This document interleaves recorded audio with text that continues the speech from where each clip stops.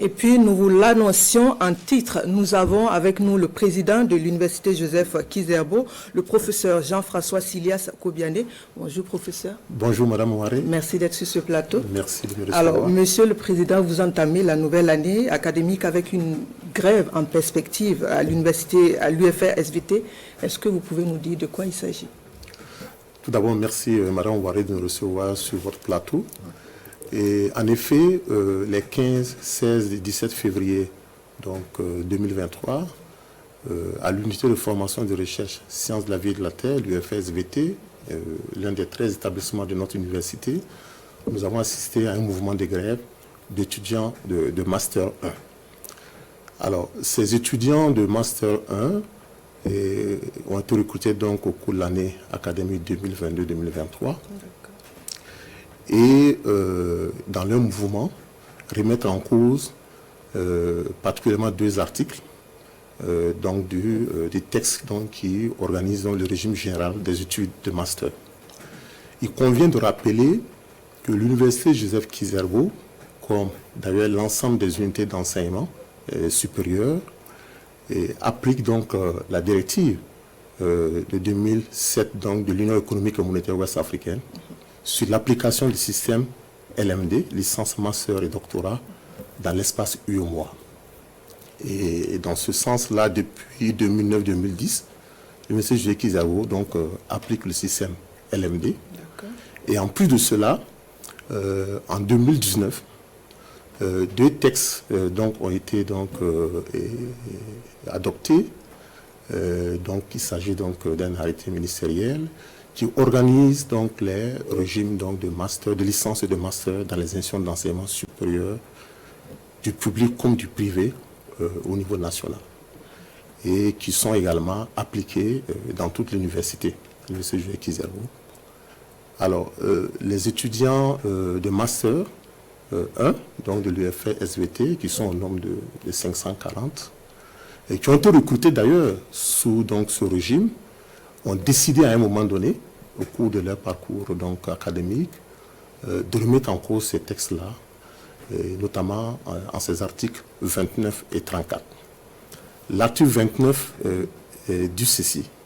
L'article 29 stipule que pour qu'un étudiant en master, notamment en master 2, puisse préparer son stage et son travail de fin d'études, son mémoire, il doit au préalable valider les 2 semestres du master 1 et le premier semestre du master 2.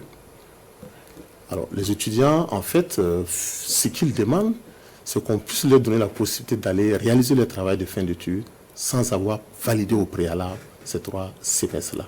Ce qui est quand même difficilement compréhensible. C'est une pratique qu'on ne voit nulle part dans un système d'enseignement supérieur où on veut aller réaliser un travail de fin d'études sans au préalable avoir validé les semestres qui composent cette formation, cette filière-là. Alors, le deuxième article, c'est l'article 34 qui met en cause. L'article 34, c'est sur le mot d'évaluation, de validation de la formation, et qui dit ceci. L'article 34 dit qu'un semestre est validé si, dans un premier temps, c'est une possibilité, et c'est cela la pratique d'ailleurs du système LMD, si chaque unité d'enseignement, si vous voulez, la matière d'enseignement, et plus globalement, ce n'est pas les éléments qui composent l'unité d'enseignement, c'est l'unité d'enseignement dans son ensemble. Si chacune de ces unités d'enseignement est validée individuellement, c'est-à-dire que s'il a la moyenne requise dans chaque unité d'enseignement individuellement, ou alors il peut y avoir une compensation à l'intérieur du semestre entre les UE s'il a la moyenne, mais à condition qu'il n'ait pas moins de 7 sur 20 dans une des unités d'enseignement. Vous voyez que par rapport à la pratique au fondement du LMD, c'est une disposition qui a été mise, tenant compte aussi, on le sait, des conditions difficiles d'apprentissage pour permettre donc justement aux étudiants de pouvoir valider leur année. Leur revendication, en fait, c'est de faire sauter ce verrou-là de 7 sur 20, ce qui veut dire qu'un étudiant de master pourrait réussir au master et valider, mais avoir des unités d'enseignement où il a 0, 1, 2 ou 3, pourquoi pas. Et ce qui pose problème du point de vue de la qualité de l'enseignement. Et dans un monde où, nous le savons, et les compétences que nous formons sont des compétences compétitives au niveau régional et international. Et il est important quand même que nous puissions respecter un minimum de règles en matière de qualité donc, des enseignements. Voilà. Alors, professeur, vous dites que la crise perdure depuis février. Quelles sont les solutions qui ont été proposées jusque-là? Depuis le début de la crise, la grève notamment de février 2023 de cette année, oui. et même bien avant, nous avons eu pas mal de rencontres déjà au niveau de l'UFR, entre les responsables de l'UFR et les représentants des étudiants, et nous-mêmes au niveau de la présidence avec nos collaborateurs et l'ensemble donc des représentants, des responsables de l'UFR et les représentants des étudiants, il y a eu plusieurs rencontres pour justement arriver à ramener les étudiants à la raison et en leur disant aussi qu'il y a un effort qui est fait sur plusieurs aspects pour améliorer les conditions d'apprentissage. Malgré cela, malgré toutes ces initiatives, il faut le dire, pas seulement à l'intérieur de l'université, nous avons eu des personnes de bonne foi, de bonne volonté qui sont en dehors de l'université, qui ont accepté d'intervenir dans cette crise, de jouer un rôle de médiation.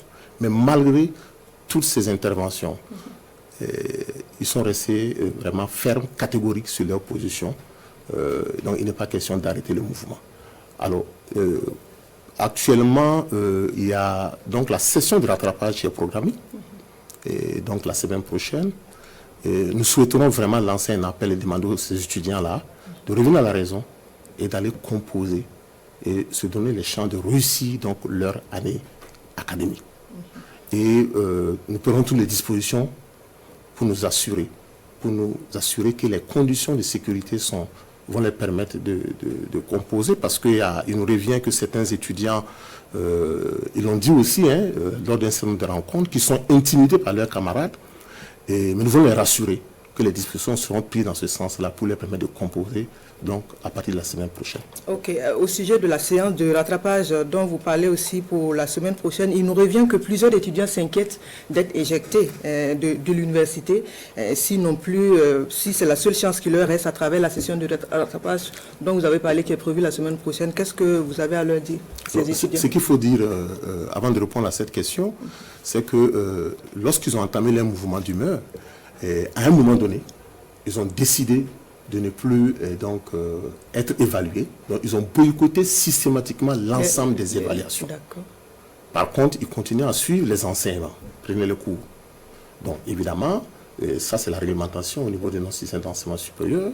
Dans les universités, lorsque vous ne prenez pas des cours, des évaluations programmées, la note que vous obtenez, c'est 0. Donc, les évaluations, du moins les jurys de délibération sont tenus en fin G. Mais il y a toujours une seconde chance qui est donnée donc aux étudiants, donc c'est la session de rattrapage. Alors, par rapport à la question précise de ces étudiants qui disent qu'il leur reste pratiquement une seule chance, ce que je voudrais dire, c'est qu'il est très important d'insister là-dessus. Il n'est de la volonté d'aucune personne, d'aucun enseignant, chercheur, membre du personnel académique, encore moins ni dans l'UFR, ni au niveau de la présidence, de pousser les étudiants vers la porte. Ce n'est aucunement notre intention. Mais le passage d'un étudiant dans une université est encadré par des textes. Il faut qu'on les respecte. Donc, ce que nous demandons, c'est qu'ils puissent véritablement aller à cette session et composer. Et leur préoccupation est une question qui peut être examinée par les instances de l'université, au niveau de l'UFR, et apprécier cela. Mais à condition quand même qu'on ait un respect des dispositions qui régissent le fonctionnement donc, de notre système universitaire, et notamment qui puissent aller dès la semaine prochaine, donc commencer à apprendre les enseignements. Nous voulons aussi les rassurer, parce que, comme je l'ai dit, plusieurs sont intimidés, même des menaces, et donc nous voulons les rassurer que les dispositions sont prises dans ce sens, comme je l'ai dit, mais surtout de rappeler le fait que nous avons ce décret donc, sur les franchises universitaires de 2015 qui régit donc l'activité académique dans l'espace donc universitaire, où quand même ces franchises universitaires reviennent sur l'importance du respect donc, de la liberté académique. Donc, on ne peut pas accepter que des étudiants qui sont libres d'avoir leur position et leurs idées utilisent différents moyens, y compris la violence, pour justement s'en prendre à leurs camarades, mais pas seulement. La grève de février, ils sont allés jusqu'à même empêcher les enseignants, chercheurs, le personnel ATOS, pendant toute la durée de la grève, d'accéder à leur bureau. Donc, nous sommes à un niveau de violence qui est tel que pour nous, c'est inacceptable. Et nous devrons aussi travailler, au nom des mêmes franchises universitaires, à préserver un climat serein donc, de réalisation des activités académiques. Alors, professeur, puisse la sérénité l'emporter sur l'ensemble, c'est tout ce qu'on peut vous souhaiter pour le moment. Absolument. Voilà, ce sera tout pour cet entretien. On nous signale que nous sommes pris par le temps. Merci d'être passé. Merci à vous aussi. Voilà, et nous invitons à rester avec nous pour la suite de ce journal.